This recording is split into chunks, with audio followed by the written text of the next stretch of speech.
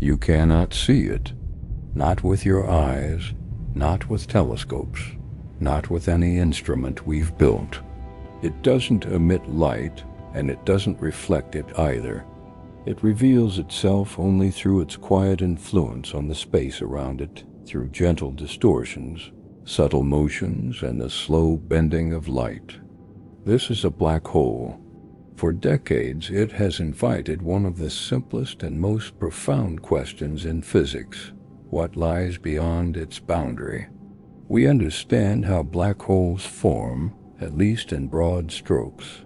A massive star, many times the mass of our sun, spends millions of years in a delicate balanced gravity, pulling inward, energy pushing outward, until, very slowly, that balance fades.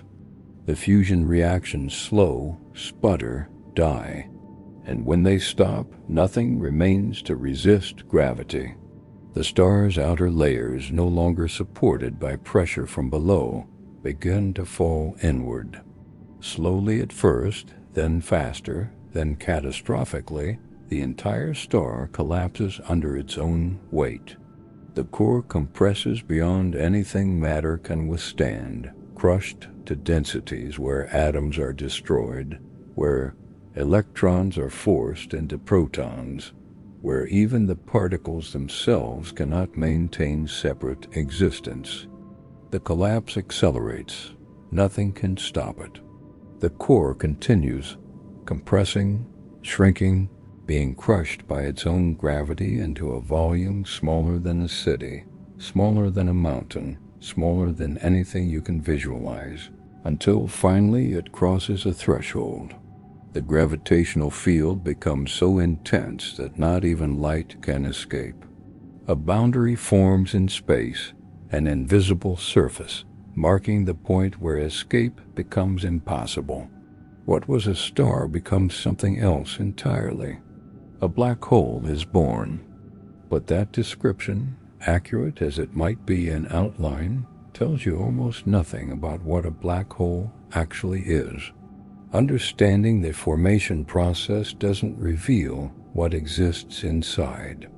Knowing that light cannot escape doesn't explain what happens to matter that falls in. The mathematics describes the surface, the boundary, the point of no return. But beyond that boundary, in the interior where no light escapes and no information returns, physics enters territory where certainty ends and speculation begins. Imagine approaching one. Not the supermassive giants at galactic centers, monsters containing millions or billions of solar masses. Those are too vast, their effects too subtle to perceive until you're already doomed. Instead, imagine approaching a smaller one, perhaps 10 times the sun's mass, the remnant of a single massive star's death. Even this smaller hole is dangerous beyond comprehension. But at least you might perceive what's happening before the end. From a distance, you see nothing. The hole itself is invisible, a perfectly dark sphere, perhaps 30 kilometers across, floating in space, surrounded by nothing, emitting nothing, just a circular absence where stars should be visible, but aren't. If you didn't know it was there, you might miss it entirely, mistaking the darkness for empty space, not realizing that you're looking at something that was once a star, now compressed beyond recognition. But as you approach closer, strange things begin to happen. The stars behind the hole, the distant points of light that should be blocked by its presence, aren't simply hidden. They're displaced, shifted, distorted. Light from stars directly behind the hole bends around it, following curved paths through warped space, creating an effect where you can see stars that should be blocked. The hole acts as a gravitational lens, bending light around itself, creating a ring of distorted starlight encircling the darkness. This isn't an optical illusion. Space itself is curved near the hole, warped by the intense gravitational field, and light follows that curvature. The light rays travel in straight lines through curved space, and from your perspective, those straight lines appear bent. The effect intensifies as you get closer, the distortions becoming more extreme, the ring of bent starlight growing brighter and more twisted, until the entire view becomes surreal. Stars scattered across the sky in positions that make no geometric sense. And if there's any matter near the hole, any gas or dust or debris from nearby stars, that material doesn't simply fall straight in. It orbits first, circling the hole in a vast disk, spiraling gradually inward as friction robs it of orbital energy. This disk heats as it spirals, particles rubbing against each other, converting orbital energy into heat, raising temperatures to millions of degrees. The inner regions of the disk glow white-hot, so luminous that they can outshine entire galaxies, all that radiation pouring from material that's doomed but hasn't yet reached the point of no return. The disk creates a dramatic visual. The hole itself remains dark, a perfect circle of absolute blackness, but surrounding it is this brilliant disk of superheated material, glowing with intense radiation, some of it visible light, but most of it X-rays and ultraviolet, energy pouring into space from matter in its final moments before the fall. The disk doesn't lie flat in your view. It's tilted, three-dimensional, parts of it passing in front of the hole and parts behind, creating complex patterns of light and shadow. You continue approaching, drawn by gravity, accelerating. At this distance, perhaps a few hundred kilometers from the center, the gravitational pull is strong, but not yet overwhelming. You could still escape if you had sufficient thrust, sufficient fuel to accelerate away. The point of no return is closer but not yet reached. You're still in the realm where physics works normally, where escape remains possible. But you keep falling, watching the distortions intensify. The ring of bent starlight grows larger, spreads across more of your field of view. The disk, if there is one, becomes impossibly bright, the inner edge glowing with such intensity that looking at it directly would blind you if you had eyes that could process these wavelengths. Time remains normal for you, seconds passing at their usual rate, your heartbeat unchanged, no sensation that anything fundamental has shifted. Yet to someone watching from a safe distance, someone far from the hole observing your descent, time is already behaving strangely. As you fall deeper into the gravitational field, as you accelerate toward the hole, time for you runs slower relative to the distant observer. This isn't perceptual. It's not an illusion or a measurement error. Time genuinely passes more slowly in strong gravitational fields, a consequence of how gravity warps not just space, but spacetime, affecting the rate at which moments follow each other. The effect is subtle at first, but grows as you approach closer. To the distant observer, your fall appears to slow. Your movements become sluggish, your descent less rapid, your image transmitted back to distant telescopes, showing you taking longer and longer to fall shorter and shorter distances. The light from your ship or suit, the photons carrying information about your state, becomes increasingly redshifted, stretched to longer wavelengths, shifting from visible light toward infrared, toward radio waves. But you experience none of this. For you, time passes normally. You fall at what feels like a normal rate, accelerating under gravity, watching the hole grow larger. The distortions intensify, the ring of starlight expand across your entire field of view. You're not aware that time for you has diverged from time for the rest of the universe, that you're falling through moments at a different rate than someone watching from safety. And then you reach it, the boundary, the point of no return, the surface that marks the transition from can escape to cannot escape, from still part of the universe to forever separated. This boundary has a name in the physics literature, but names don't matter here. What matters is what it represents. The threshold beyond which nothing returns, the place where all paths lead inward and none lead out. The boundary isn't physical. There's no wall, no membrane, no structure you can touch or see. It's purely geometric, a consequence of how severely space is warped by the whole's mass.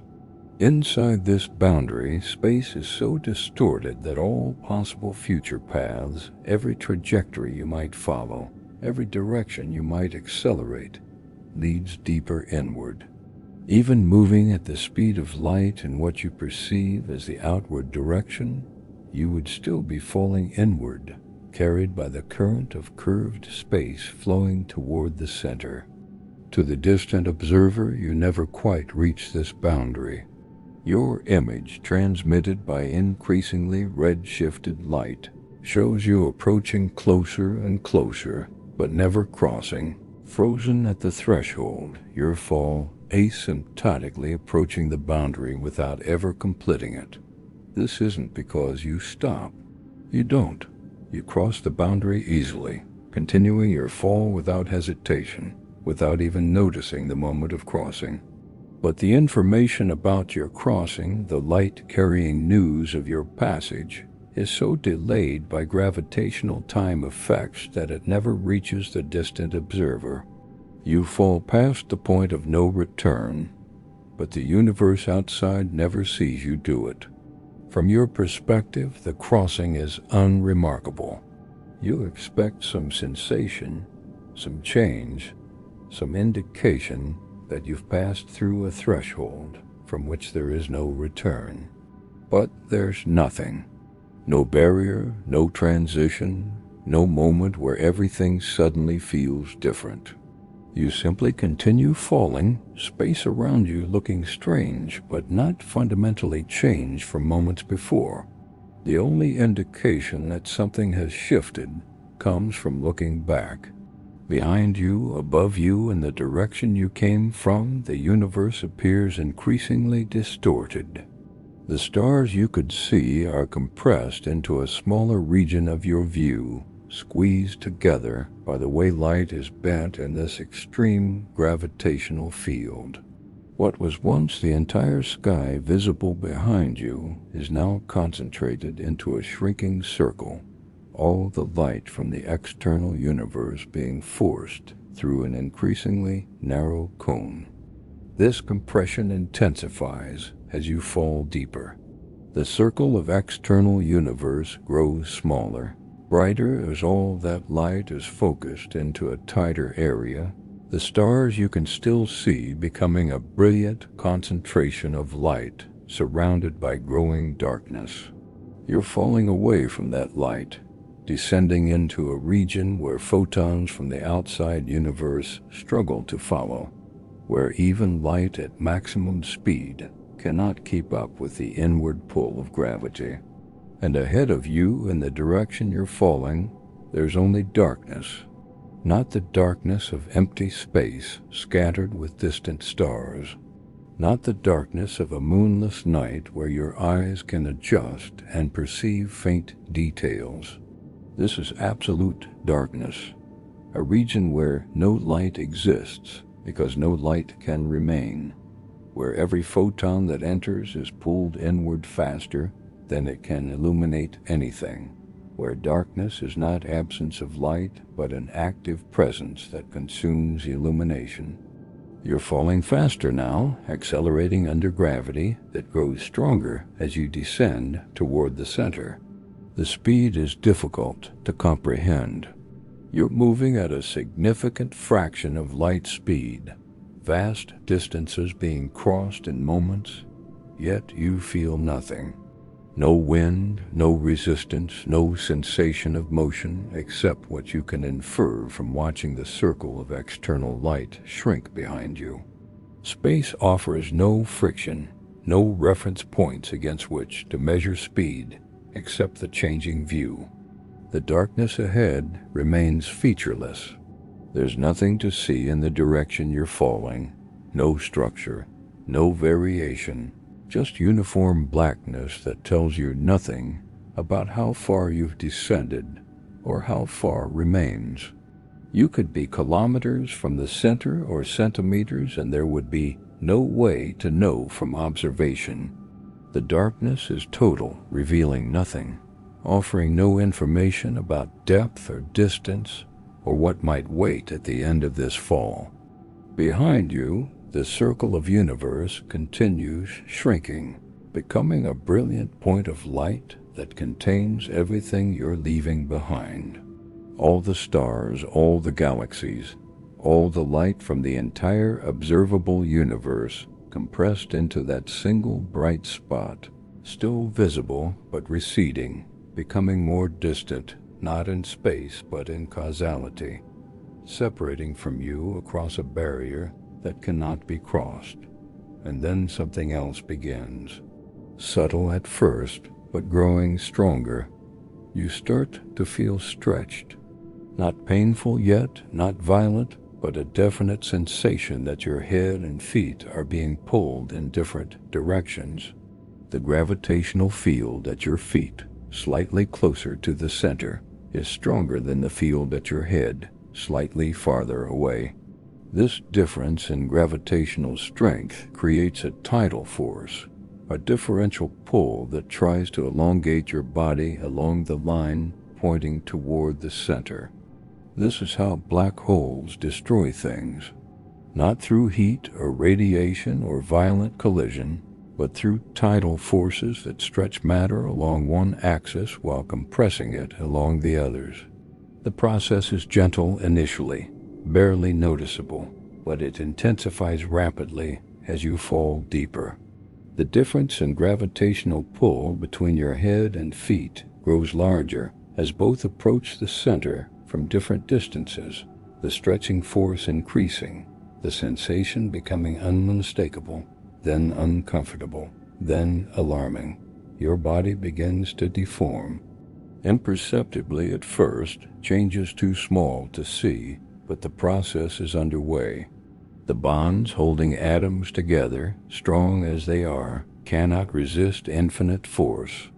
The tidal stretching will continue intensifying until no molecular structure can withstand it, until your body is pulled apart at the atomic level, until you become a stream of disconnected particles falling in a line toward the center, stretched across kilometers of space, no longer human, no longer even recognizable as matter in any organized form. But that end is still ahead. For now, you remain intact, still falling, still watching the point of light behind you, still descending through darkness that reveals nothing. Time continues passing normally for you, seconds and minutes flowing at their usual rate. Though in the outside universe, time has long since lost any meaningful connection to your experience. Hours might be passing out there for every second you experience, or days or years. The difference becomes academic when you can never return, when the information about your internal experience can never be communicated back. The darkness is absolute now. The point of light behind you, that last connection to the external universe, has either shrunk to invisibility or has been red-shifted so severely that its light no longer registers as visible, stretched into wavelengths your eyes cannot perceive. You're surrounded by blackness in all directions except the one tiny point behind you, and even that is fading, its light taking longer and longer to reach you as it fights against the inward flow of space. And you're still falling, still accelerating, still being pulled toward whatever waits at the center, toward the place where all this infalling matter goes, where the remnants of the star that collapsed to create this whole still exist in some form, compressed beyond understanding. The journey from boundary to center takes time, minutes or hours, depending on the whole's size. And during that time, you fall through darkness, isolated, separated from the universe, alone in a way that no one outside this region can truly comprehend. The stretching intensifies. The tidal forces are stronger now, pulling at you with undeniable force, elongating your body in ways that would be fatal if you were still biological, still vulnerable to mechanical trauma. The sensation is beyond pain, beyond any physical experience from the normal world. You're being pulled apart by geometry itself, by the curvature of space, by forces that treat matter as an inconvenience to be disassembled. Ahead, the darkness remains unbroken. You're falling toward a center that cannot be seen, cannot be perceived, cannot be understood through any observation you might make during the descent. The mathematics suggests there's a point at the center, a singularity where all the whole's mass is concentrated, where density becomes infinite and space curvature becomes infinite, and all the comfortable rules of physics break down completely. But mathematics is not experience, and what actually exists at that center is something no one who's fallen in has ever reported, because no information returns from inside the boundary. The question that haunts this descent is simple but unanswerable. What happens when you reach the center? Do you strike something solid? Does your disconnected matter simply accumulate in the center, piling up with all the other material that's fallen in over the whole's lifetime? Or is there something else waiting, something that physics cannot predict, something that exists in a state so far removed from normal matter that no comparison is meaningful? No experiment can answer this. No observation can reveal what happens at the center. The boundary prevents all information from escaping, creates an absolute barrier to knowledge, ensures that whatever occurs in the interior remains forever unknown to the external universe. You could fall in and experience the answer firsthand, but that answer would die with you, unable to be transmitted back, lost in the darkness. This is the fundamental mystery. Not just what exists at the center, but whether the question even makes sense, whether exists has meaning in a region where space and time are so distorted that the usual concepts fail. The mathematics breaks down, produces infinities, suggests that physics as we understand it cannot describe what happens there. Some physicists argue this means we need new physics, new theories that can handle these extreme conditions. Others suggest the mathematics is telling us something true, that the center is genuinely singular, a place where normal concepts of existence don't apply. But these are questions for people outside, people safe from the fall, people who can contemplate abstractions without risking their existence. For you, falling through the darkness, being stretched by tidal forces, descending toward an unknowable center, the questions are more immediate. How much longer does this fall last? Will you remain conscious until the end?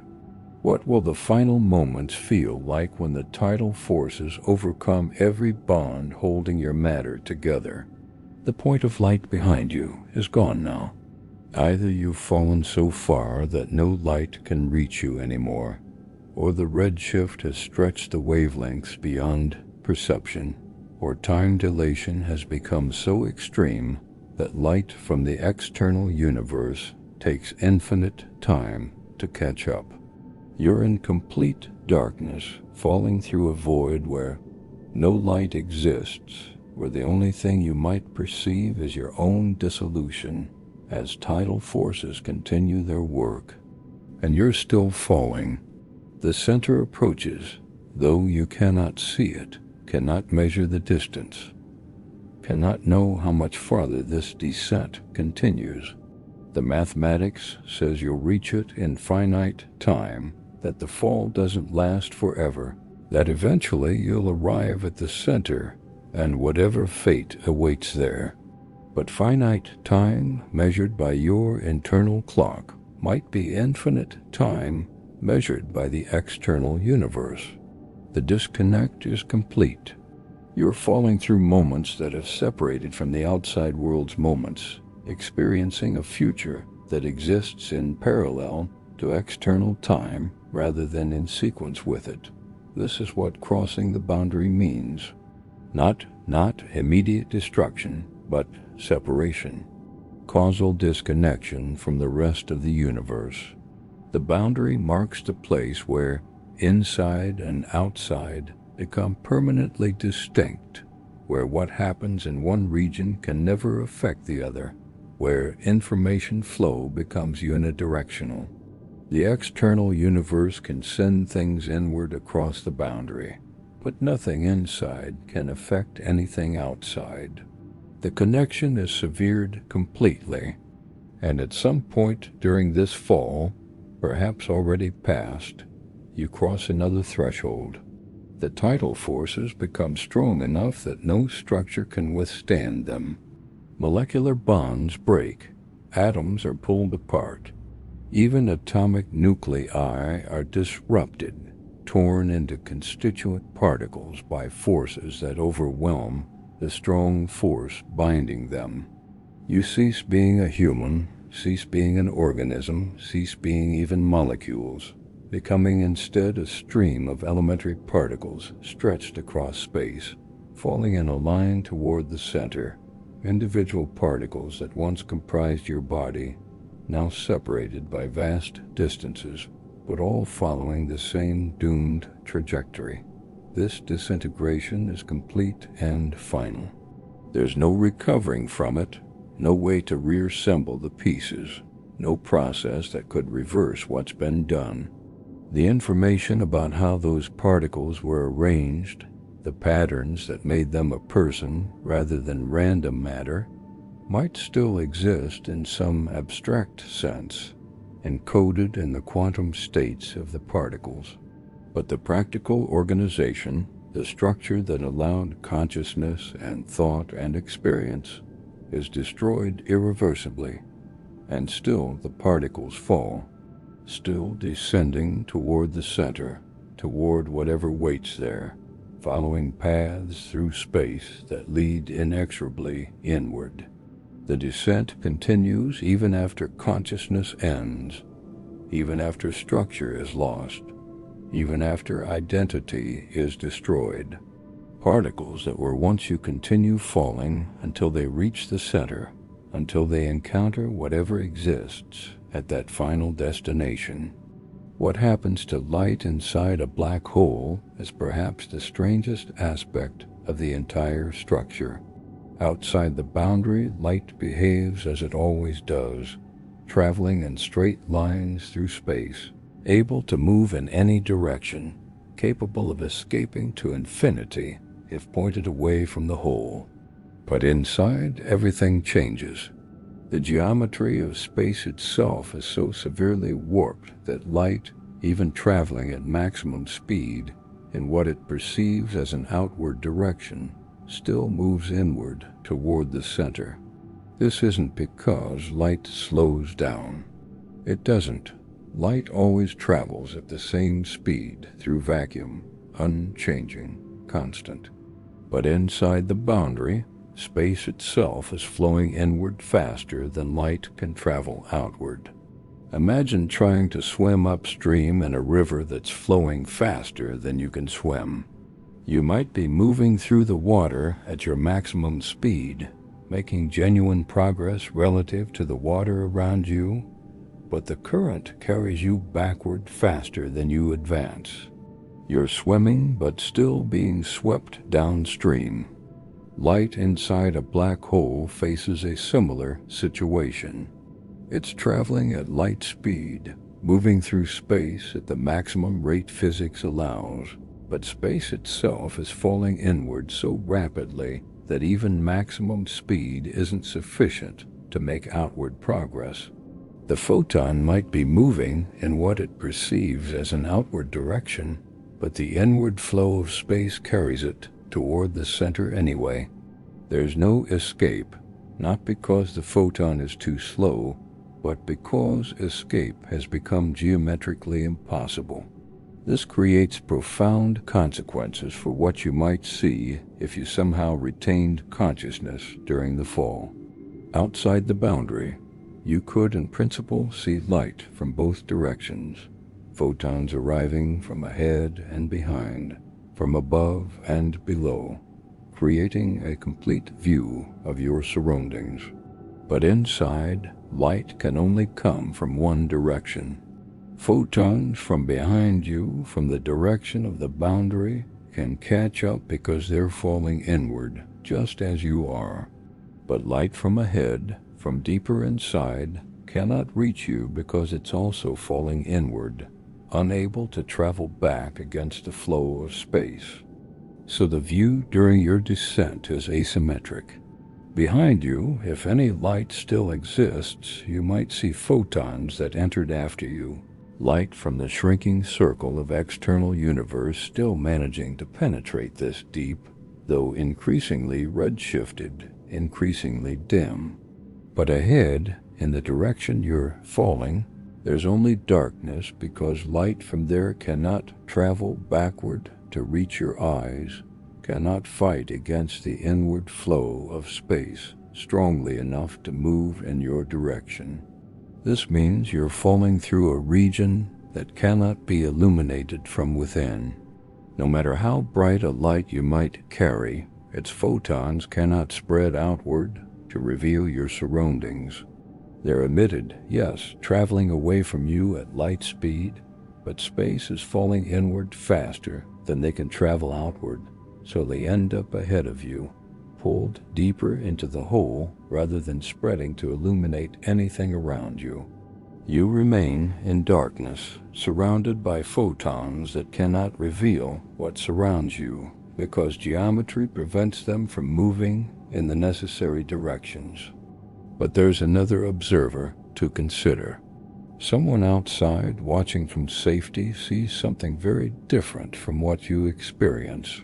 To them, your descent toward the boundary appears to slow, your image becoming increasingly redshifted, your movements taking longer and longer from their perspective. But they never see you cross the boundary. The light carrying information about your crossing is delayed infinitely by gravitational time effects, stretched to infinite wavelength, taking infinite time to escape even from just inside the boundary. So to the outside observer, you're frozen at the boundary forever, your image permanently visible just outside the point of no return, never quite crossing, never quite disappearing. This isn't an optical illusion. From their reference frame, from their perspective on time and causality, you genuinely never cross. The event of your crossing exists in your future, but never enters their present, remaining always ahead in time, asymptotically approached but never reached. This creates a strange situation where both descriptions are simultaneously true. From your perspective, you cross the boundary easily, continue falling, experience everything that happens inside. From the external perspective, you never cross, remain visible forever at the boundary, frozen in time at the moment just before crossing. Both perspectives are valid. Neither is more correct than the other. They're simply describing the same events from different reference frames where time flows at different rates. And this reveals something profound about black holes. They're not just objects in space.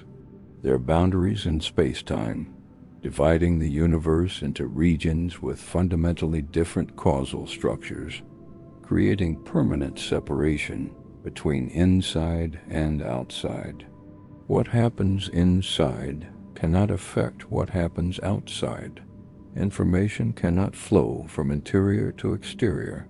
The boundary is an absolute barrier to causality, ensuring that the two regions remain forever disconnected. But what about matter that fell in before you? If a black hole has existed for millions or billions of years, consuming stars and gas and dust throughout its lifetime, where is all that material now? Is it piled up at the center, compressed into some unimaginably dense state? Is it still falling streams of particles from different eras of infall, all descending through the darkness toward a center they haven't reached yet? Or has something else happened, some process that transforms or destroys or fundamentally changes what matter becomes inside the boundary? The mathematics offers little guidance here. The equations describe the geometry of space, the curvature created by mass, the paths that particles follow through that curved space. But they don't describe in detail what happens to matter at the center, what state it achieves, what form it takes when compressed beyond all normal limits. The equations produce infinities at the center, suggesting that density and curvature become infinite there, but infinity is not a physical description. It's a sign that the mathematics has reached its limits, that new physics is needed to describe this regime. Some theories suggest that all the matter that ever fell in is indeed at the center, compressed into a point of infinite density called a singularity. The singularity isn't a place in the normal sense. It's more like a moment in time, a future toward which all paths lead, inevitable and unavoidable once you've crossed the boundary. Everything that falls in eventually reaches the singularity, adding its mass and energy to the growing concentration at the center. But other theories question whether singularities can actually exist. Perhaps they're artifacts of using classical physics in a regime where quantum effects should dominate. Perhaps at very small scales, at very high densities, quantum mechanics intervenes and prevents true infinite compression, creating instead some other state that physics doesn't yet describe. Maybe the center is not a point, but a region, perhaps even a gateway to somewhere else, a connection to another region of space or time, or even another universe entirely. These ideas are speculation, hypotheses without experimental confirmation, because we cannot observe what happens at the center. The boundary prevents all information from escaping. Whatever occurs inside remains hidden, unknowable through observation, accessible only through theoretical extrapolation from physics that works outside. We can calculate, predict, hypothesize, but we cannot confirm. The interior of a black hole is fundamentally beyond our observational reach. And there's yet another complication. Not all black holes are the same. The simplest ones, formed from non-rotating stars, have relatively straightforward geometry. But most real black holes are rotating, spinning at tremendous speeds, and rotation changes everything. A rotating black hole has not one boundary, but two concentric surfaces at different radii, creating a region between them where strange things occur. In this region, called the ergosphere by physicists, but better understood as a zone of dragged space, rotation is not optional. Space itself is being dragged around the hole by its rotation, and anything in the ergosphere is forced to rotate along with it. You cannot remain stationary relative to distant stars. You must move, must orbit, must rotate with the dragging space. Even if you try to resist, it's not a force acting on you. It's the geometry of space itself being twisted by rotation. Inside the innermost boundary of a rotating hole, the geometry becomes even stranger. Paths through space can be time-like or space-like, depending on direction, and the singularity at the center isn't a point, but a ring, a circular region of infinite density and curvature. The mathematics suggests bizarre possibilities like closed, time-like curves, paths through space that loop back to their own past, creating potential paradoxes where cause and effect become circular. But these predictions are uncertain. They rely on extrapolating physics beyond tested regimes, applying equations in situations far more extreme than anything we can create or observe directly. The real interior of a real rotating black hole might behave very differently from these mathematical predictions. We simply don't know. What we do know is that black holes are not eternal. Despite appearing to trap everything forever, despite the boundary being a perfect one-way barrier from which nothing escapes, black holes can die. The process is extraordinarily slow, taking timescales vastly longer than the current age of the universe. But it's real, and it's inevitable. Black holes evaporate through a quantum process that wasn't predicted until physics understood how quantum mechanics and gravity interact. Here's how it works. Empty space, even in a vacuum, is not truly empty. Quantum mechanics allows particle-antiparticle pairs to spontaneously appear, borrowing energy from the vacuum for brief moments before annihilating and returning that energy. These virtual particles exist everywhere, constantly appearing and disappearing, too briefly to be directly observed, but with measurable effects on other physics. Near a black hole's boundary, these virtual pairs can be separated. One particle might fall inward across the boundary while its partner escapes outward, preventing the pair from annihilating as they normally would. The escaped particle becomes real, carrying away energy. The infalling particle has negative energy from the hole's perspective, reducing the hole's total mass energy when it's absorbed. The net effect is that the black hole loses mass, radiates energy, slowly evaporates. This radiation is not coming from inside the boundary. The boundary remains an absolute barrier from which nothing escapes. The radiation comes from just outside, from the region where virtual pairs are being separated, with one partner escaping and one falling in. But the energy for this radiation comes from the hole's mass, so the hole shrinks over time, loses mass, gradually evaporates away. For large black holes, the ones formed from stellar collapse or the supermassive ones at galactic centers, this evaporation is incredibly slow. It would take timescales longer than 10 to the power of 60 years or more, ages so vast that the numbers are meaningless, far longer than stars will burn or galaxies will exist in their current forms. But for smaller black holes, if any exist, the evaporation is faster, and as a black hole shrinks as its mass decreases, the evaporation accelerates, proceeding faster and faster until in the final moments the hole disappears entirely in a burst of radiation. This creates a profound puzzle called the information paradox. Quantum mechanics insists that information cannot be destroyed.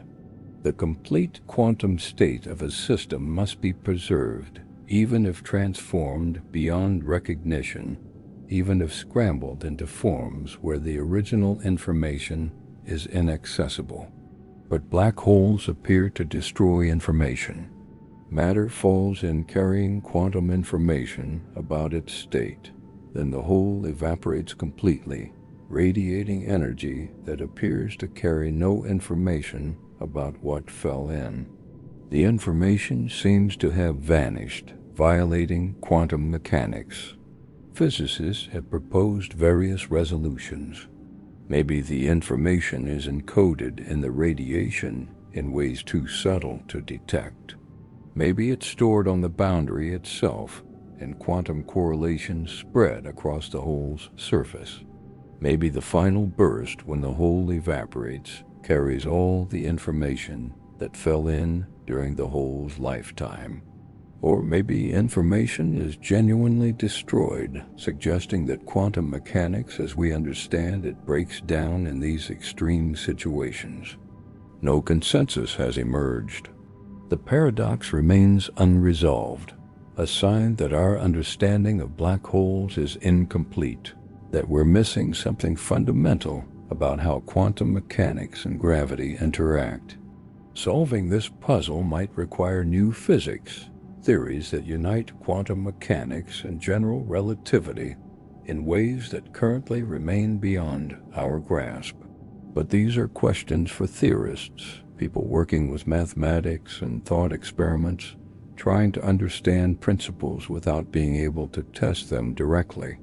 For you falling through the darkness, these abstractions matter little. The immediate reality is the ongoing fall, the stretching forces that have long since destroyed any organized structure you might have possessed, the darkness that surrounds you, the center that approaches inexorably. The descent cannot last forever. The mathematics is clear on this point. In finite time, measured by your own experience, you will reach the center. The fall will end. Whatever exists there, whatever state matter achieves, at that final destination, you will encounter it. The journey from boundary to center has a definite duration, and that duration is passing, moments flowing toward their inevitable conclusion. What awaits is unknowable. No information returns from the center. No observation can reveal what happens there. The boundary ensures that whatever occurs remains hidden, forever separated from the external universe, unable to be studied or measured or understood through any observation from outside. We can calculate what the mathematics predicts, but mathematics is not reality, and in this extreme regime the equations themselves break down, produce infinities, suggest their own inadequacy. Perhaps the center is genuinely singular, a point where curvature becomes infinite and physics, as we know it, ceases to apply.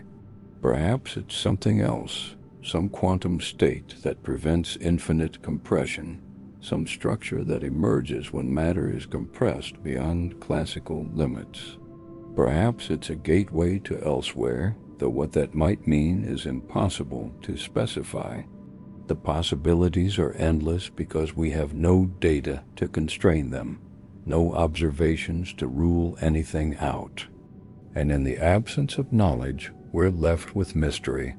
The interior of a black hole is one of the universe's fundamental secrets, a place that exists, that can be studied mathematically, that influences everything around it through gravity, but whose interior remains absolutely hidden. It's not hidden by distance or by obstacles that might someday be overcome.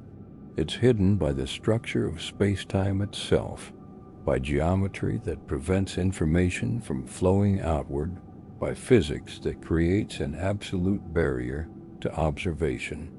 This might be frustrating for those who seek complete knowledge, who want to understand everything about the universe in detail. But there's something profound about knowing that mysteries exist, that not everything can be observed, that the universe contains regions fundamentally beyond our reach. It's a reminder that our knowledge has limits, that observation cannot reveal everything, that some questions might remain forever unanswered, because the universe's structure prevents the answers from being accessible. And for the hypothetical you still falling, still descending through darkness toward an unknowable end, these philosophical considerations are abstractions. The reality is simpler and more immediate. You're falling. The center approaches. Whatever happens, there will happen soon, measured in your time. And when it does, when you reach that final destination, no information about your experience will ever return to the outside world. Your fate will be sealed behind the boundary, forever unknown to anyone who didn't share your fall. The singularity question at the center of every black hole, the mathematics tells us, sits something impossible. The equations describe a point where all the matter that has ever fallen in is compressed together, crushed to infinite density, occupying zero volume, existing in a state where curvature of space becomes infinite and the laws of physics break down completely. This mathematical endpoint is called a singularity, and it emerges inevitably from the equations whenever you follow the trajectory of infalling matter to its conclusion. But infinity is not a physical quantity. You cannot measure infinity. You cannot observe infinite density or infinite curvature. When physical equations produce infinity as an answer, it almost always means something has gone wrong, not with reality but with the equations themselves. The theory has been pushed beyond its limits, applied in a regime where it no longer accurately describes nature, used to make predictions in conditions so extreme that the assumptions underlying the theory break down. Think about what infinity means in this context. Infinite density would require all the mass that has fallen into the black hole over its entire lifetime, potentially the mass of many stars, to be compressed into a point with literally no size. Not extremely small, not microscopic or subatomic, or even at the scale of elementary particles. Literally zero volume, no spatial extent whatsoever, all that mass existing at a single mathematical point. This seems physically absurd. Matter is made of particles that have size, even if that size is extremely small. Atoms have nuclei surrounded by electron clouds. Nuclei are made of protons and neutrons, which are themselves made of quarks held together by gluons. These particles have spatial extent, occupy volume, cannot be compressed to literally zero size without something preventing further compression. Moreover, infinite density would create infinite spacetime curvature, an infinite gravitational field, effects that would be infinite in strength. But physics doesn't work with infinities. Physical quantities are finite, measurable, describable, with numbers that make sense. When equations produce infinity, it's a signal that the mathematical description has become inadequate, that new physics not captured by the current equations must become important in this regime. So while the mathematics of gravity, the equations Einstein developed to describe how mass curves spacetime, predict singularities at black hole centers, most physicists believe these predictions are simply wrong.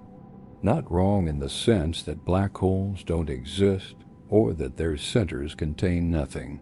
Wrong in the sense that the mathematical singularity is an artifact of using a theory that doesn't include all relevant physics, an indication that the equations break down before reaching the true center, that something happens to prevent actual infinite compression. The question then becomes, what replaces the singularity? What physical process intervenes to prevent infinite compression? What happens at the center instead of the mathematical impossibility the equations predict? And this is where our understanding becomes speculative, where we must extrapolate from physics we know into regimes we cannot test, hoping that our mathematical intuition guides us toward truth. The most promising answer involves the physics of the very small.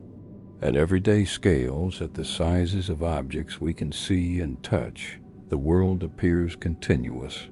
You can divide a meter into smaller pieces, and those pieces into smaller pieces still, seemingly without limit. But this continuity might be an illusion, an approximation that works at large scales but breaks down when you examine distances small enough. Quantum mechanics suggests that at extremely tiny scales, at distances around what physicists call the Planck length, space itself might become granular, made of discrete units that cannot be subdivided further. Just as matter is made of atoms that cannot be divided without changing the material's fundamental nature, space might be made of quantum cells or loops or some other structure that has minimum size, a fundamental resolution below which the concept of smaller distance becomes meaningless. If space has minimum units, then compression has limits. You cannot squeeze matter into smaller and smaller volumes forever because eventually you reach the size of space's fundamental units, and at that point further compression becomes impossible. Not difficult, not requiring more energy. Impossible in principle, prevented by the discrete nature of space itself. The matter that has fallen to the center would be compressed to extremely high density beyond anything we can create or observe elsewhere, but not infinite density, not literal zero volume. This suggests that at a black hole's center, where classical physics predicts a singularity, quantum effects might instead create something different. Perhaps a region incredibly small but not infinitely so, where matter exists in some exotic quantum state. The matter wouldn't be destroyed. It would still be there, would still have mass and energy, and carry information about what fell in. But it would be organized in ways completely unlike normal matter, existing in a quantum state with no everyday analog, something that requires a complete theory of quantum gravity to properly describe. But we don't have that complete theory yet. We have approaches, mathematical frameworks that might be pointing in the right direction, but none has been confirmed experimentally. None has made predictions that have been tested and verified against observation. We're working at the absolute frontier of theoretical physics, trying to understand what happens when gravity and quantum mechanics merge, when both become equally important and must be treated together rather than separately. Different approaches suggest different possibilities for what exists at the center. String theory, which proposes that fundamental particles are actually tiny vibrating strings rather than points, suggests that matter at black hole centers might be organized into extended structures, strings stretching and vibrating in higher dimensions, creating quantum states that prevent infinite compression. The strings would resist being compressed below their own size, would become energetically unfavorable to squeeze further, would push back against gravity in ways that normal matter cannot. Loop quantum gravity, which treats space itself as woven from loops of gravitational field, suggests that these loops might create a discrete structure that resists infinite compression. As matter falls toward the center, as it's compressed to smaller and smaller volumes, it eventually reaches the scale of these fundamental loops, and at that point the discrete nature of space prevents further compression. The loops cannot be squeezed smaller because there is no smaller in this theory. Space bottoms out at loop scale. Other approaches propose other mechanisms. Perhaps matter at extreme densities undergoes phase transitions, transforms into exotic forms that have different properties, states of matter that exist only in these extreme conditions and that resist further compression through quantum effects we don't yet understand. Perhaps the strong and weak nuclear forces, usually negligible compared to gravity at large scales, become important at these densities and create pressure that balances gravity, preventing collapse to zero volume. All of these ideas remain speculative. They're mathematical possibilities, hypotheses built on extending known physics into unknown regimes. Educated guesses about what might happen when you compress matter to densities far beyond anything observable. We cannot test these theories directly because we cannot create black holes in laboratories, cannot observe their centers, cannot measure what actually exists there to confirm or refute theoretical predictions. This creates an unusual situation. We have a physical object, a real thing that demonstrably exists in the universe, whose most important feature, its center, cannot be observed or tested against theory. We must rely entirely on mathematical consistency, on hoping that our theoretical frameworks correctly describe reality even in regimes far beyond where they've been tested. It's physics at the edge of knowledge, speculation constrained by mathematics, but ultimately unverified. Yet even without observational confirmation, most physicists are confident that singularities don't actually exist. The mathematical prediction of infinity is too suspicious, too much like a sign that the theory has broken down to be taken as literal truth about reality. Something must replace the singularity. Some quantum structure must exist at the center, even if we cannot currently describe it precisely or confirm it through observation. And this raises a deeper question about what exists at the center that perhaps matters more than the technical details. When matter falls into a black hole, when it crosses the boundary and descends toward the center, when it's compressed to extreme densities by irresistible gravity, does it still exist in any meaningful sense? Is there still matter there, particles with properties, states that could in principle be described even if we lack the mathematical tools to do so? Or does matter transform so completely that it becomes something else entirely, something for which our usual concepts don't apply, something genuinely beyond our capacity to understand? This isn't just a technical question about density and quantum states. It's a question about the nature of existence itself. Can matter be compressed so severely that it loses the properties we associate with being matter? Can particles cease being particles while still existing, while still carrying mass and energy, while still affecting the space around them through gravity? Or is there some irreducible core to material existence, some minimum set of properties that anything real must have that cannot be compressed away no matter how extreme the conditions?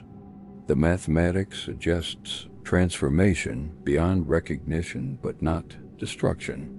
The mass that falls in doesn't disappear. It's still there, still contributing to the black hole's total mass, still affecting space through gravity. But it might exist in states so far removed from normal matter that comparison becomes meaningless, so thoroughly transformed by compression that the original organization is lost. That information about what fell in is scrambled beyond practical recovery, even if theoretically preserved. And this brings us back to the fundamental limitation. We cannot observe the center. We cannot measure what's there. We cannot test theories against reality in this regime. Whatever exists at black hole centers remains hidden behind an absolute observational barrier, knowable only through theoretical speculation that cannot be confirmed. The singularity question, what really exists at the center, what replaces the mathematical infinity, remains open, not because we haven't thought hard enough, but because the answer is fundamentally inaccessible to observation. This might be frustrating for those who want definite answers, who prefer certainty over speculation, who trust observation over theory. But it's also profound. The universe contains regions whose nature we cannot determine through measurement, questions we cannot answer by looking, mysteries that persist not from ignorance but from the fundamental structure of space-time preventing certain information from being accessible. Black hole centers are truly unknowable, and the singularity question might remain forever unanswered. To understand what might exist at a black hole's center, you need to understand something about the nature of space itself, about what happens when you zoom in to the smallest possible scales, to distances so tiny that normal concepts of measurement break down and quantum strangeness dominates everything. Start with something familiar. Take a length of wood, a meter long. You can divide it in half, creating two pieces each half a meter. You can divide those pieces, creating quarters. You can continue this process, making smaller and smaller pieces, and it seems like you could continue forever, always dividing what remains, always creating something smaller, with no apparent limit to how small you can go. But matter doesn't work this way. You can divide the wood into smaller pieces until you reach individual atoms. Those atoms have structure, nuclei surrounded by electrons, but you cannot simply cut an atom in half the way you cut wood. Trying to divide an atom changes what it is, breaks it into different particles, transforms the material into something else. Atoms are in some sense the smallest units of matter that retain the properties of that material. Below atomic scale, you're not dealing with smaller pieces of the same thing, but with different things entirely. Now consider space itself, the empty volume between objects, the arena where events occur, the stage on which physics plays out. We're accustomed to thinking of space as infinitely divisible, as something where you can always imagine a smaller distance, always consider positions separated by less and less separation with no limit. But quantum mechanics suggests this intuition might be wrong, that space itself might have smallest units, fundamental pieces that cannot be subdivided. This minimum scale is extraordinarily small, far smaller than atoms, smaller than atomic nuclei, smaller even than the particles that make up those nuclei. It's a distance so tiny that writing it in meters requires a decimal point followed by 34 zeros before you reach the first significant digit. This is not a distance you could ever measure directly, not a scale accessible to any instrument we could build, not a regime where you could perform experiments to test predictions. Yet this scale, this minimum distance where quantum effects and gravitational effects become equally important, is where physics predicts the smooth, continuous space we experience at everyday scales might break down and become something else. Space at this fundamental scale might be granular, made of discrete units. Quantized like energy and matter are quantized, existing in chunks rather than as a smooth continuum. Imagine zooming in on a photograph displayed on a screen. From a distance, the image looks smooth, continuous, with colors blending seamlessly and details appearing sharp. But zoom in far enough, and you see pixels, individual dots of color, the discrete elements from which the smooth image is built. The smoothness was an illusion created by viewing the pixels from a distance where your eye cannot resolve individual elements. At sufficient magnification, the discrete nature becomes obvious. Space might be like this. At everyday scales, at the distances we can measure and observe, space appears perfectly smooth, continuous, infinitely divisible. But this might be because we're too large, our instruments too crude, to resolve the underlying structure. At sufficiently small scales, at distances approaching this quantum minimum, space might reveal itself as made of discrete units, quantum cells or loops, or some other structure, fundamental pieces that cannot be divided because there is no smaller than this in the theory. If space is quantized in this way, if it has minimum units that cannot be subdivided, then compression has absolute limits. You cannot squeeze matter into smaller and smaller volumes forever, because eventually you reach the size of space's fundamental units, and at that point further compression becomes geometrically impossible. Not difficult, not requiring more force or energy, but impossible in the same way that you cannot fit 3 objects into 2 available spaces. The geometry simply doesn't permit it. This would mean that at a black hole's center, where all the infalling matter is being compressed by irresistible gravity, the compression eventually reaches this quantum limit.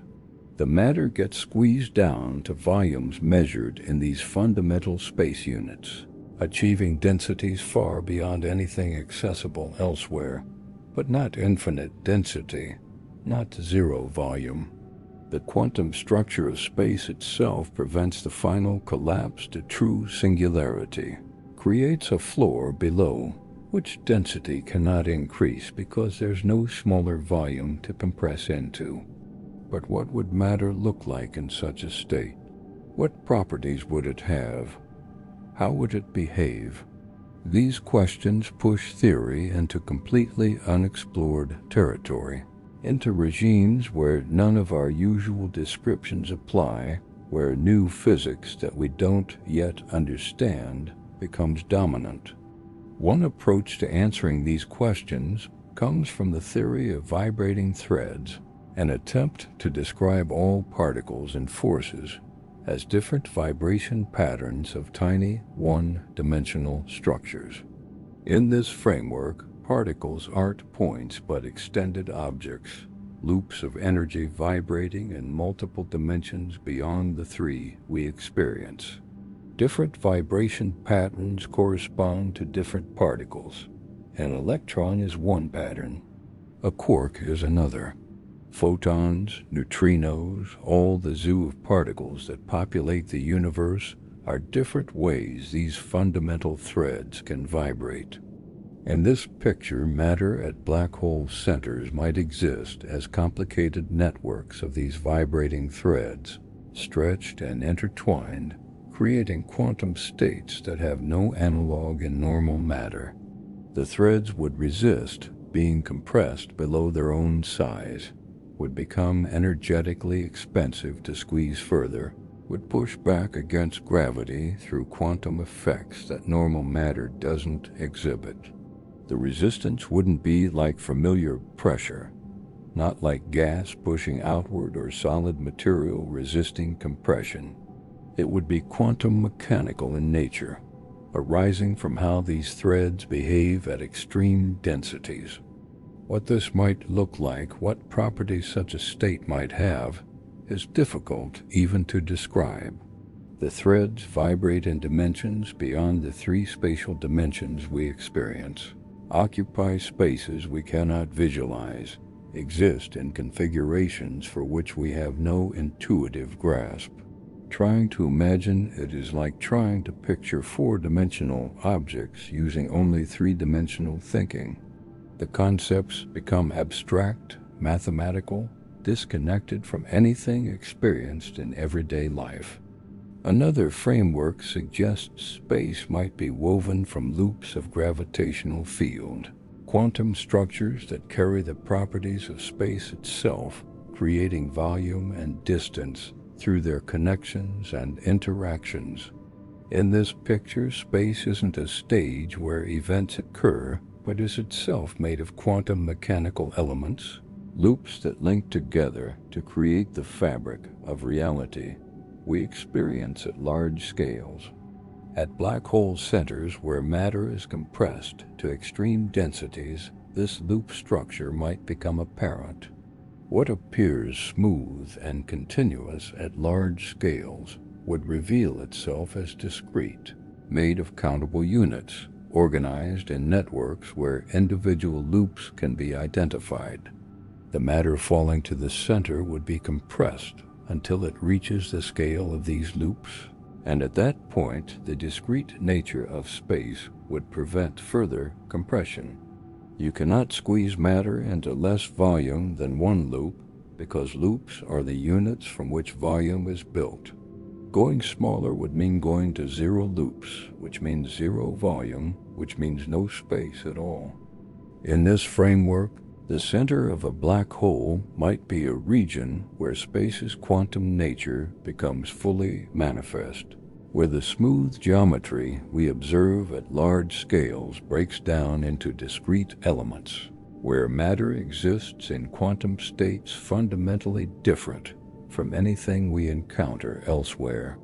The matter would still be there, would still have mass and energy, but it would be organized in ways that don't correspond to normal particles or normal spatial arrangements, existing instead as quantum patterns woven into space's fundamental fabric.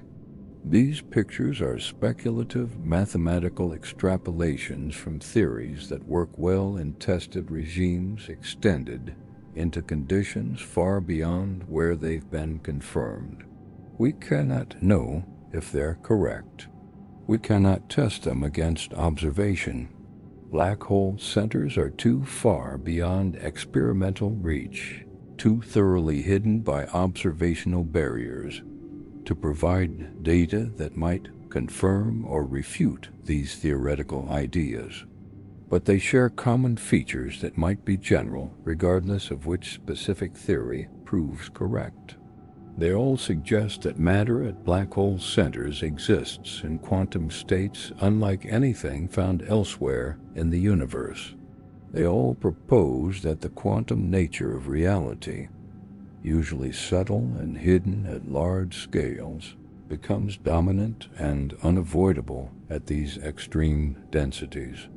They all predict that infinite compression is prevented by quantum effects, that matter reaches some maximum density and stays there, unable to compress further because the underlying quantum structure of space prevents it. And they all describe states of matter that are, in a profound sense, alien to our experience. We're accustomed to matter existing as particles with definite properties, occupying specific locations, behaving in ways we can describe and predict. But matter at black hole centers might be so thoroughly quantum mechanical that these familiar properties dissolve, that location becomes fuzzy, that particles lose individual identity and merge into collective quantum states, that everything we associate with normal matter breaks down and is replaced by something fundamentally different. Imagine trying to describe such a state to someone who has only ever experienced normal matter, who has never encountered quantum mechanics, who thinks of the world in purely classical terms, where objects have definite positions and properties. You might talk about particles being in multiple states simultaneously, about properties being undefined until measured, about matter existing as probability clouds rather than concrete objects. But these descriptions would seem nonsensical, contradictory, incompatible with everyday experience of how things work. Now scale up that difficulty immensely. Take someone who understands quantum mechanics, who is comfortable with particles existing in superpositions, who accepts the strange features of quantum reality, and try to describe matter at black hole centers where quantum effects aren't subtle perturbations but dominant features, where space itself is quantized. where compression has reached limits where none of our usual concepts apply cleanly. Even the quantum mechanical descriptions we use for normal matter become inadequate, fail to capture what's happening, produce predictions that might not match reality. This is the challenge facing theoretical physics. We're trying to describe states of matter that exist in conditions so extreme that no tested theory applies directly, where we must extrapolate far beyond confirmed knowledge, where mathematical consistency is our only guide because observation cannot help us. We're trying to understand what exists in places we cannot see, states we cannot create, regimes we cannot access experimentally. And yet the attempt is not futile. Even without direct confirmation, theoretical work reveals possibilities, constrains what might exist, rules out certain options, and suggests others. The quantum realm at black hole centers might be unobservable, but it's not arbitrary. It must be consistent with quantum mechanics, must respect conservation laws, must connect smoothly to the physics we observe at less extreme densities. These constraints eliminate many possibilities and point toward certain types of answers, even in the absence of direct data. The matter at the center exists, has properties, occupies some quantum state that could in principle be described if we had the right mathematical tools. It's not magical or supernatural or beyond physical law. It's just matter under extreme conditions, compressed far beyond anything we can create or observe, existing in states that require physics we're still developing to describe properly. The quantum realm at the center is real, even if fundamentally hidden, even if forever beyond direct observation. And this reality matters. The state of matter at black hole centers influences how the entire black hole behaves, affects how it evolves, determines what happens when it eventually evaporates through quantum effects. Understanding the center isn't just abstract curiosity. It's essential for understanding black holes completely, for knowing how they work, for predicting their behavior over timescales where quantum effects become important. But that understanding remains incomplete. The quantum realm at the center remains partially mysterious, described by theories that might be correct but cannot be tested, predicted by mathematics that extends beyond confirmed knowledge. It's physics at the frontier, speculation constrained by mathematics but ultimately unverified, ideas awaiting a future theory that can describe quantum gravity completely and make predictions that might somehow, someday, be tested, even if not through direct observation of black hole interiors. Not all black holes are the same. The simplest ones, formed from stars that weren't rotating when they collapsed, create the structures we've been describing so far. Spherical, symmetric, with a single boundary marking the point of no return and a center where all paths converge. But most real black holes aren't like this. Most come from stars that were rotating when they died, spinning on their axes, and that rotation changes everything about the black hole's structure. When a rotating star collapses, its rotation doesn't disappear. Angular momentum, the quantity that describes rotational motion, is conserved during collapse. As the star shrinks, as its mass falls inward toward a smaller and smaller volume, the rotation accelerates. Just as a figure skater spins faster when pulling their arms inward, the collapsing star spins faster as it shrinks, its rotation rate increasing to tremendous speeds as the collapse continues. The black hole that forms from this collapse inherits that rotation. It's not a static object sitting motionless in space, but a spinning structure, rotating at speeds that can approach the absolute maximum physics allows. And rotation fundamentally changes the geometry, creates structures that don't exist in non-rotating holes, opens possibilities that static black holes cannot have.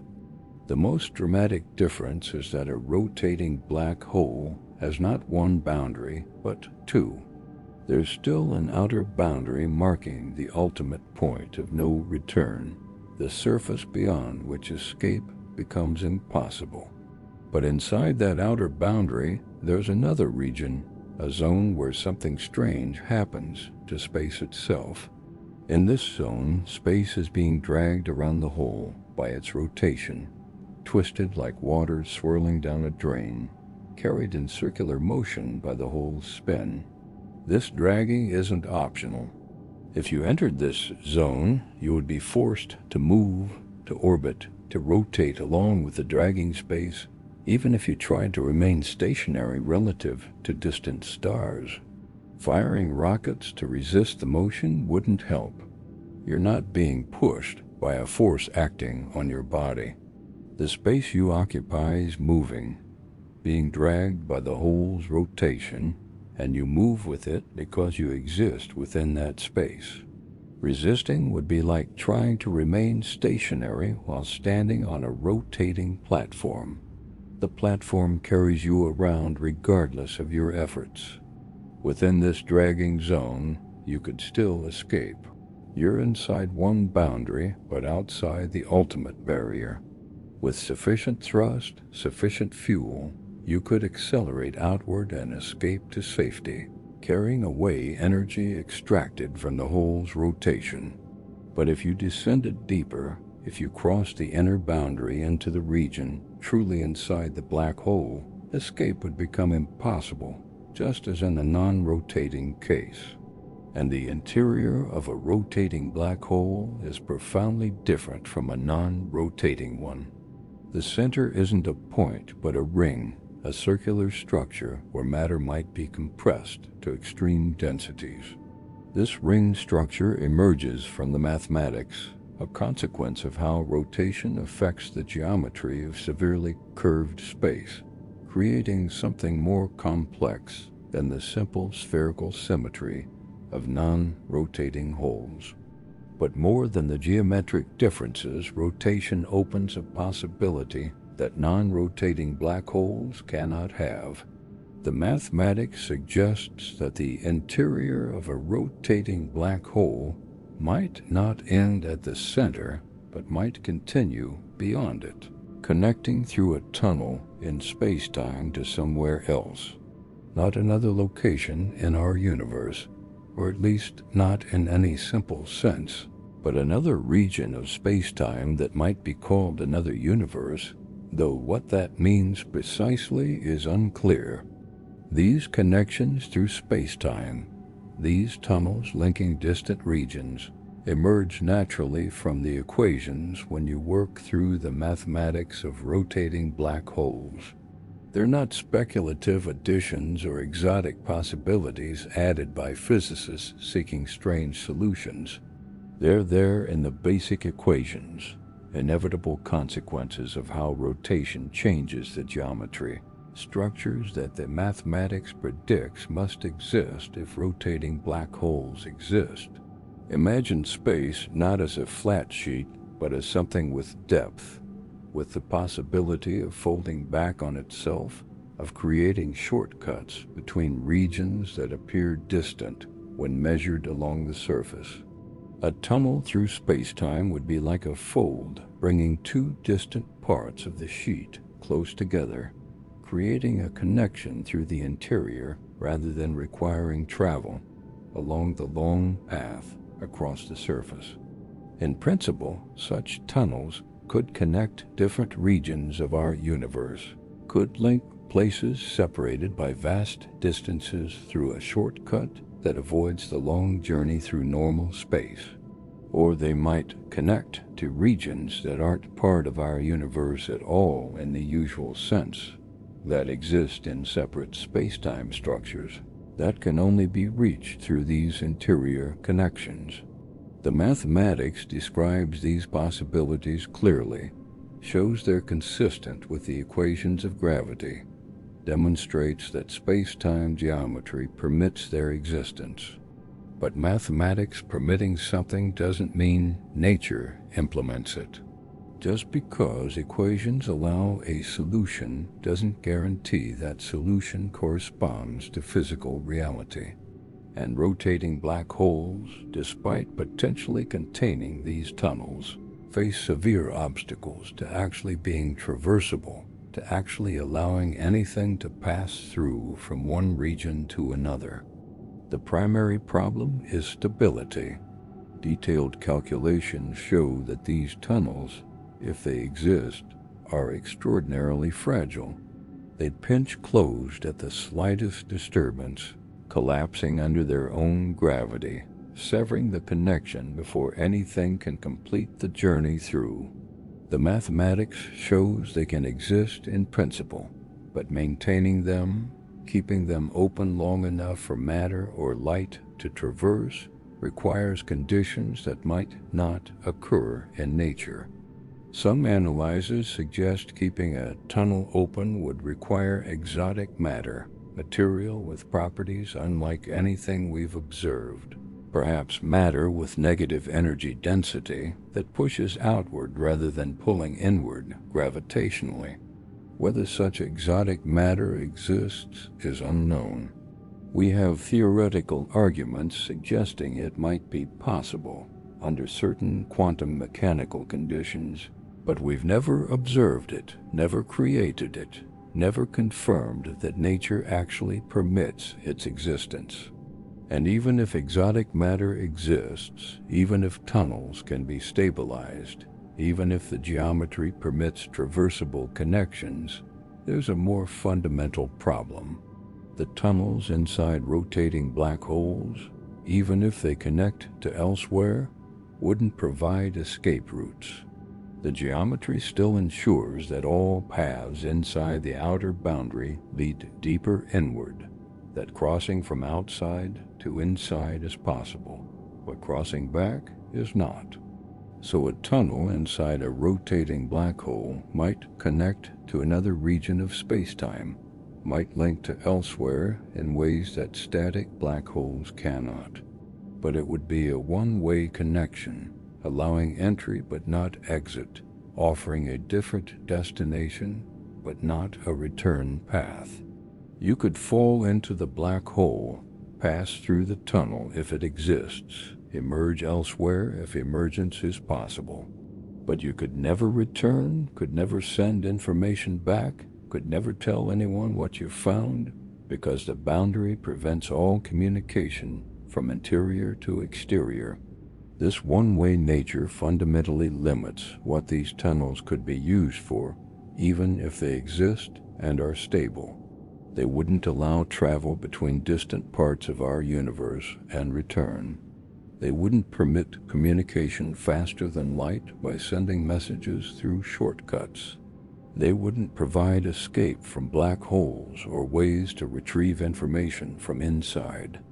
At best, they'd offer different dunes, alternative destinations where you'd remain trapped, separated from the external universe you left. The destination itself is mysterious. If these tunnels connect to other regions of space-time, where do they lead?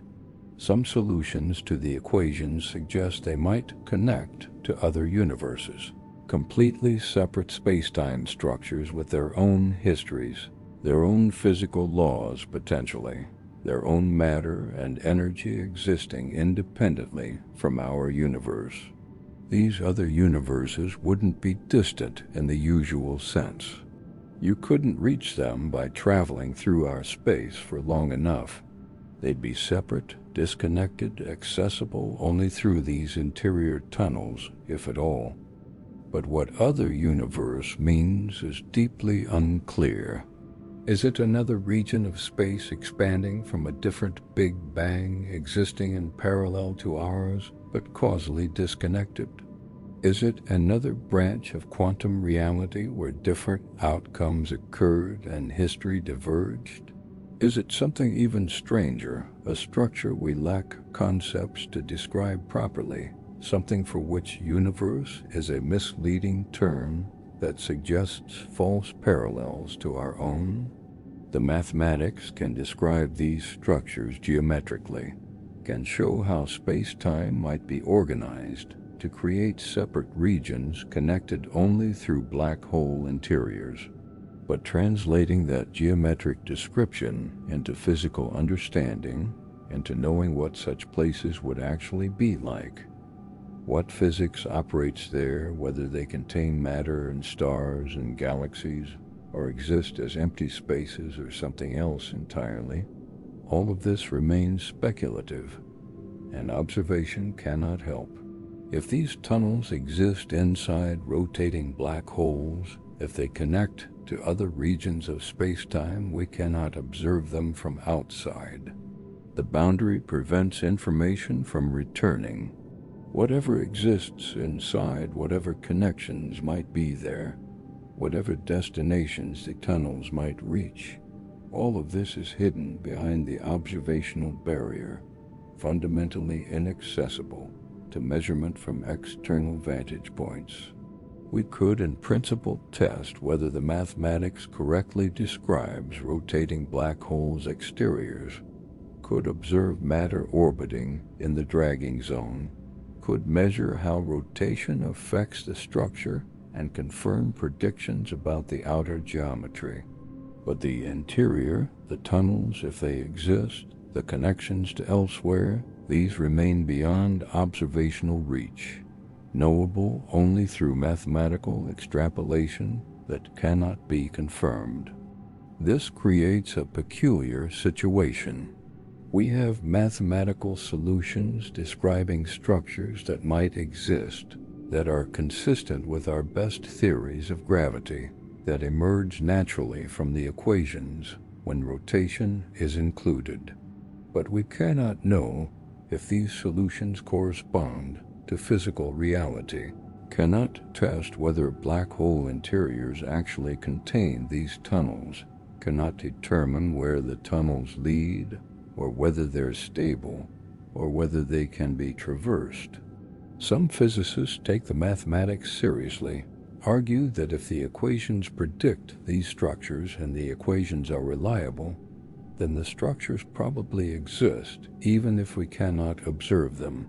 Others are more skeptical, point out that mathematical solutions don't always correspond to physical reality, that equations can have solutions that nature chooses not to implement, that without observational confirmation, we should remain agnostic about whether these interior structures are real.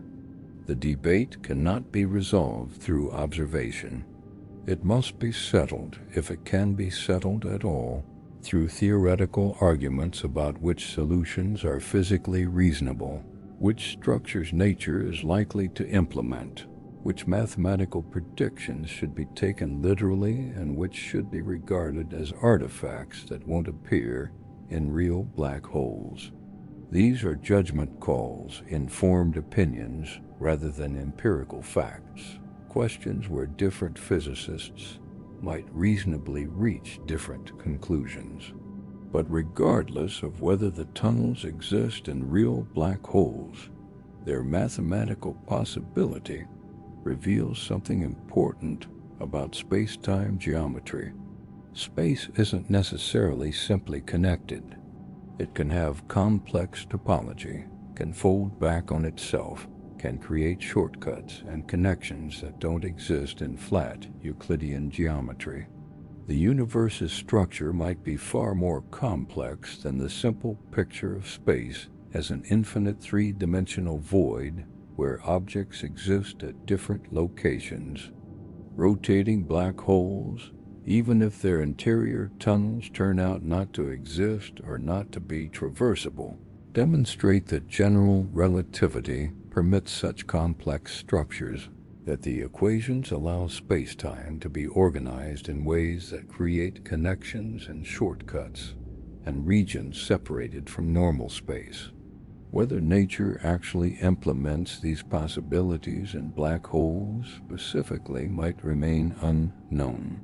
But the theoretical possibility expands our understanding of what spacetime can be, what geometries are consistent with physical law, what structures the universe's fabric might contain. And there's something almost poetic about black holes, potentially containing hidden doorways, connections to elsewhere, tunnels reaching destinations we can never observe and cannot comprehend. It fits with the broader mystery of black hole interiors, with the fundamental unknowability of what exists beyond the boundary, with the way these objects resist observation and retain secrets. Whether the tunnels exist or not, whether they lead anywhere or simply represent mathematical possibilities that nature doesn't implement, they remind us that reality might be stranger and more complex than we can observe, that hidden structures might exist in places we cannot see, that the universe's geometry might contain features forever beyond our reach. There's a puzzle at the heart of black holes that goes deeper than questions about what exists at their centers or whether tunnels connect to elsewhere. This puzzle concerns something fundamental about reality itself, about whether the universe preserves all the details about what happens within it, about whether the past can in principle be reconstructed from the present or whether information can be genuinely destroyed, erased from existence as if it never was. Start with a simple idea. Imagine a book filled with words containing information about anything, stories or facts or ideas written on pages. Now imagine burning that book, reducing it to ash and smoke. The physical object is destroyed, transformed from organized paper and ink into scattered carbon and gases. But has the information been destroyed? Has what was written in the book vanished completely, or does it still exist in some form? At first glance, it seems the information is gone. You cannot read the ash. The smoke doesn't contain legible words. The book's content appears irretrievably lost, destroyed by fire, erased from existence. But physics suggests otherwise. The burning was a chemical reaction, atoms rearranging, bonds breaking and forming, energy releasing as heat and light. Every atom that was part of the book is still somewhere, whether in the ash or drifted away in smoke. And in principle, if you knew the exact quantum state of every atom, if you could track every particle involved in the burning, you could reverse the process, could reconstruct what the book contained. This wouldn't be practically possible. The information would be so thoroughly scrambled, so dispersed across countless particles, that actually recovering it would be impossible with any real technology. But the key point is that the information wasn't destroyed. It's still there, encoded in the precise positions and quantum states of all the atoms that once comprised the book. Scrambled beyond practical recovery, but not erased, not destroyed, still existing in principle, even if inaccessible in practice. This principle that information is always preserved, even if scrambled, is fundamental to quantum mechanics. The complete quantum state of a system contains all information about that system. And when the system evolves, when it changes over time through physical processes, the information is preserved. It might be redistributed, might be scrambled, might become encoded in ways that make recovery extraordinarily difficult. But it's not destroyed. The total information content remains constant. This conservation of information is related to the fundamental reversibility of physical laws. The equations describing how quantum systems evolve work just as well running backward in time as forward. If you know a system's complete quantum state at one moment, you can calculate what state it was in at any earlier moment. The past is in principle recoverable from the present, encoded in the current quantum state, accessible through calculation even if practically impossible to extract. But black holes appear to violate this principle. Matter falls into a black hole carrying information about its quantum state. Every detail about that matter, every property of every particle, all the quantum information describing what fell in, crosses the boundary and disappears from view. The matter is gone, hidden inside the black hole, inaccessible to external observation. And from the outside, the black hole reveals almost nothing about what fell in. You can measure the hole's total mass. You can determine whether it's rotating and how fast. If it carries electric charge, you can measure that. But beyond these basic properties, the hole reveals nothing. Two black holes with the same mass, rotation, and charge are identical from outside, regardless of what fell in to create them. A hole formed from pure hydrogen would be indistinguishable from a hole of equal mass, formed from iron or gold or computers or books or any other material. All the information about what fell in, all the details that distinguished one type of matter from another, appears to be hidden behind the boundary. This hiding would be acceptable if the information remained preserved inside, if it still existed in some form even if inaccessible to external observation. The information wouldn't be destroyed, just relocated, moved from outside the boundary to inside where it cannot be seen. But black holes don't remain static forever. They evaporate, slowly radiating energy through quantum effects, gradually losing mass, eventually disappearing completely in timescales enormously long, but nonetheless finite. And this evaporation creates the paradox. The radiation a black hole emits appears thermal, random, carrying no information about what fell in earlier. It's like the heat and light from burning wood, energy released without preserving details about the wood's original structure.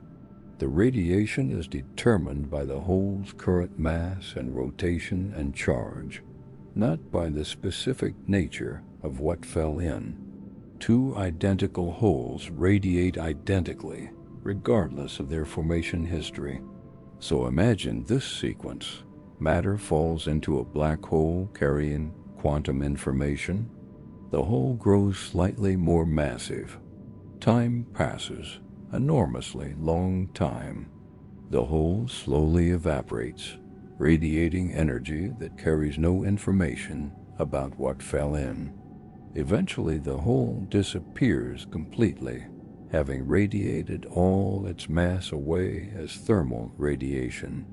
And the original information, the quantum details about the matter that fell in, seems to have vanished completely, erased from the universe as if it never existed.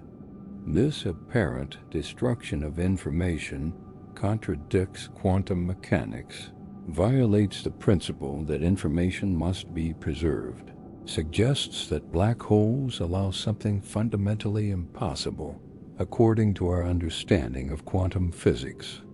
Either information can be destroyed, which would require abandoning or modifying quantum mechanics, or something about this picture is wrong. Something about how black holes work, or what their radiation carries, or what happens during evaporation isn't correctly understood. Physicists have struggled with this puzzle for decades, proposing various resolutions, arguing about which aspects of the standard picture need modification, debating whether information is destroyed or preserved in ways too subtle to recognize. The debate has been intense because the stakes are high. If information really is destroyed in black holes, It suggests quantum mechanics breaks down in these extreme situations, that we need new physics to describe what happens. But if information is preserved, it must be preserved in ways we haven't understood, through mechanisms that aren't obvious from standard analysis. Recent work suggests a resolution involving the boundary itself, the boundary between inside and outside. That surface marking the point of no return might not be as simple as classical analysis suggests. In quantum mechanics, nothing is perfectly localized. Particles don't have exact positions but exist in fuzzy probability clouds. And near the boundary, these quantum uncertainties might create correlations, subtle connections between particles just inside and just outside, entanglements linking the interior state to the exterior in ways that classical analysis misses. As matter falls into a black hole, as it crosses the boundary and disappears from view, information about its quantum state might become encoded in these boundary correlations. Not obviously, not in ways that external observers can easily access, but encoded nonetheless in the pattern of quantum entanglements spread across the hole's surface. The information wouldn't be inside in the simple sense of being located at specific interior points. It would be stored in the correlations, in the quantum connections between inside and outside, distributed across the boundary in a holographic way, where the surface contains information about the volume it encloses.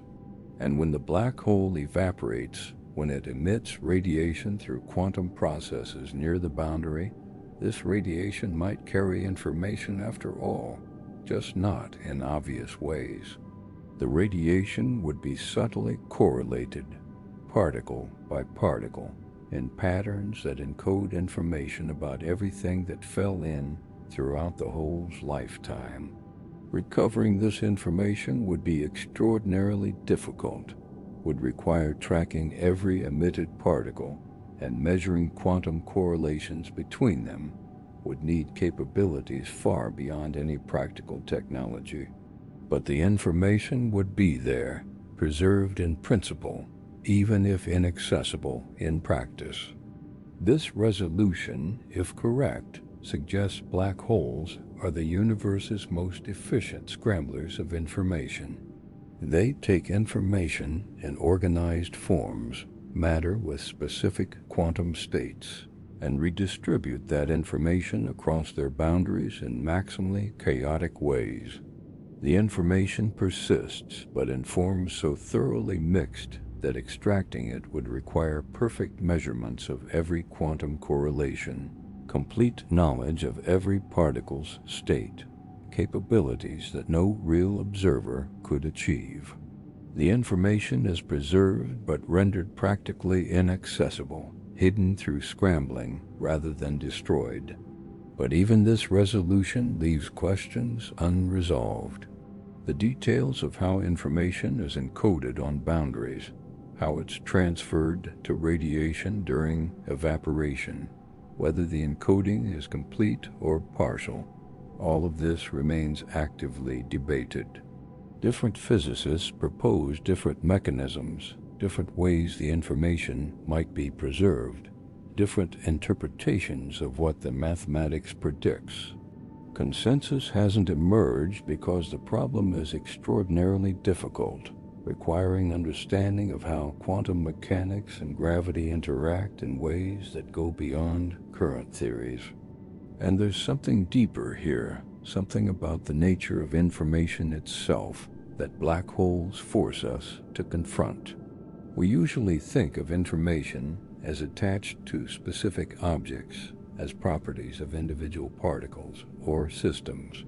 The book contains information. The hard drive stores information. Information is localized, located somewhere specific, associated with particular physical structures.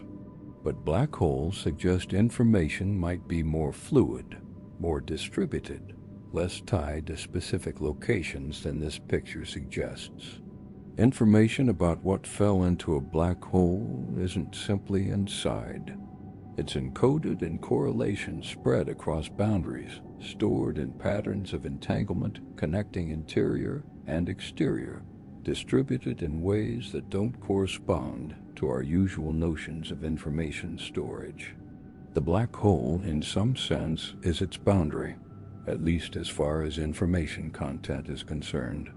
The interior might exist as a distinct region, but the information about that interior is accessible through the boundary, encoded there in subtle quantum correlations. This holographic property, this idea that information about a volume can be encoded on the surface bounding that volume, emerges naturally from black hole physics and might have much broader implications. Some physicists speculate that the entire universe works this way, that all information about three-dimensional space might be encoded on two-dimensional boundaries, that what we experience as volume and depth might be reconstructed from information stored on surfaces. This is highly speculative, far from confirmed, but it emerges from taking black hole information seriously, from following the mathematics wherever it leads. But speculation aside, the core puzzle remains only partially resolved.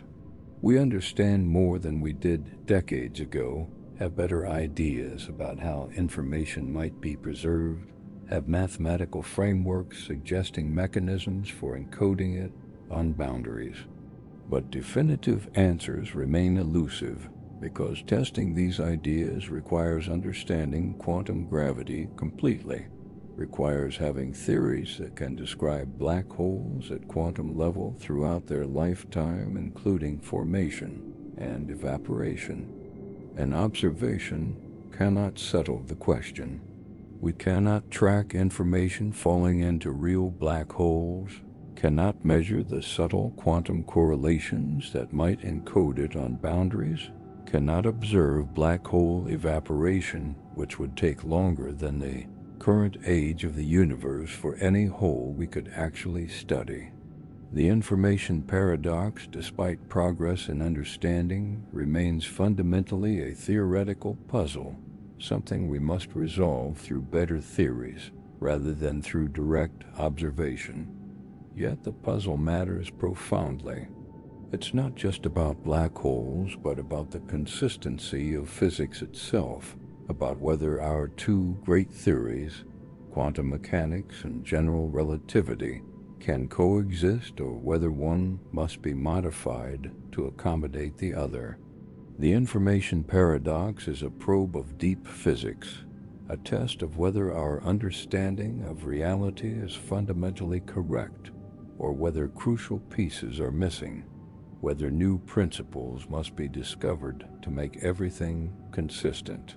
And black holes serve as a testing ground because they're the places where both quantum mechanics and gravity become simultaneously important, where neither can be ignored, where their interaction must be understood to describe what happens. Most places in the universe, one or the other dominates. On Earth, gravity is important, but quantum effects are small, except at microscopic scales. In atoms, quantum mechanics dominates and gravity is negligible.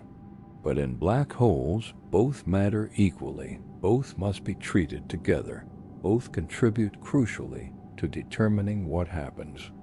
This makes black holes unique laboratories for fundamental physics, places where questions about quantum gravity can be posed concretely, and where answers might point toward new understanding. The information paradox is one such question, a puzzle that emerges from taking seriously what physics predicts about these extreme objects. Resolving it will require better theories, deeper understanding, possibly new principles we haven't recognized yet. The solution might come from string theory or loop quantum gravity or some entirely different approach not yet developed. But whatever the eventual resolution, the information mystery reveals something important. Our understanding of reality is incomplete. We have pieces, quantum mechanics and general relativity, that work extraordinarily well in their respective domains, but that don't fully fit together, that create paradoxes when both are needed simultaneously. Black holes force us to confront this incompleteness, show us clearly where the gaps lie, provide concrete puzzles that any complete theory must resolve. The information mystery isn't just a curiosity. It's a signpost pointing toward physics we haven't discovered yet, principles we don't yet understand, a future theory that will unite quantum mechanics and gravity into a consistent whole. So what is inside a black hole? After everything, after the mathematics and theories and speculation, the answer remains, we don't know. So what is inside a black hole? After everything, after the mathematics and theories and speculation, the answer remains, we don't know. Not because we haven't thought hard enough or built sensitive enough instruments. We don't know because the universe's structure prevents the answer from being accessible. The boundary is absolute. Information cannot escape. What exists at the center, whatever state matter achieves there, whatever physics operates in that extreme regime, remains hidden not temporarily but permanently, forever separated from observation by geometry itself. And perhaps that's fitting. Perhaps the universe should contain mysteries that persist, questions without answers, regions fundamentally beyond our reach. Black holes remind us that reality is larger than our understanding. That knowledge has limits built into the fabric of space-time, that some secrets remain secret not from our ignorance, but from the fundamental nature of existence. We can observe the boundaries, can study what happens outside, can calculate and theorize and speculate. But the interior remains unknown, will always remain unknown. A permanent mystery at the heart of darkness.